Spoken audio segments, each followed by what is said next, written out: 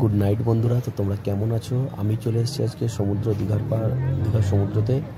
তো আজকে আমি তোমাদের দেখাবো পুরীর জগন্নাথ মন্দির। সামনে আমি রয়েছি, তো তোমাদের দেখাবো মন্দিরটা ঘুরে। যদিও গেট বন্ধ, আমি এখন ভেতরে হয়তো কাউকেও ঢুকতে দেবে না, তো গেটের বাইরে থেকে তোমাদের ভিডিওটা বানিয়ে দেখাচ্ছি। আর খুব সুন্দর লাগছে রাত্রিবেলা লাইটিংয়ে।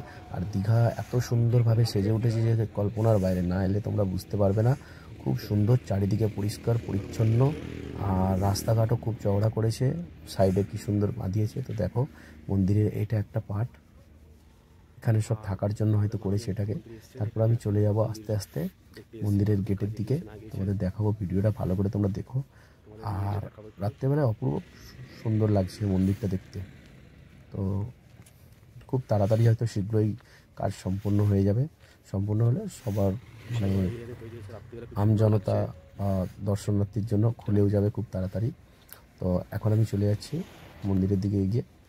তার মধ্যেই তোমাদের বাইরে থেকে দেখাচ্ছি জুম করে, যতটা পেরেছি তুলে ধরেছি। তো ভালো লাগলে বন্ধুরা ভিডিওটা অবশ্যই লাইক শেয়ার অবশ্যই করে দিও। আর যদি আমার চ্যানেলে নতুন তোমরা কেউ হও, তবে অবশ্যই চ্যানেলটাকে ফলো বা সাবস্ক্রাইব করে দিও।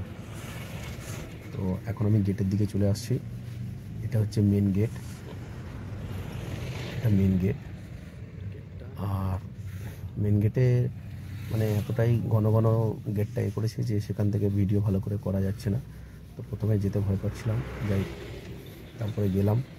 তো দেখি যতটা পেরেছি, এই দেখুন বেড়ার মধ্যে দিয়ে ভিডিওটা করেছি, যতটা পেরেছি যেভাবে পেরেছি। তো ভালো লাগলে অবশ্যই লাইক শেয়ার দিয়ে। এই দেখুন রাত্রিবেলায় কত সুন্দর লাগছে, লাইট জ্বলছে।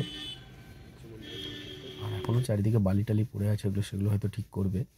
তারপরে আমি চলে এলাম মেন গেটের দিকে। মেন গেটের ছোট এটা একটা গেট, এটা একদম মুখ্য দ্বার মনে হয়, যেহেতু মাঝখানে আছে। তো বন্ধুরা ভিডিওটা কেমন লাগলো তোমরা অবশ্যই লাইক শেয়ার করো। আর তোমরা যেমনই জানো যে আমি গাড়ি চালাই, ক্যাব ড্রাইভার।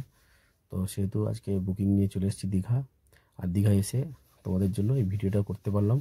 তো যদি ভালো লেগে থাকে অবশ্যই একটু লাইক শেয়ার দিন। থ্যাংক ইউ, শুভরাত্রি, ভালো থাকবেন।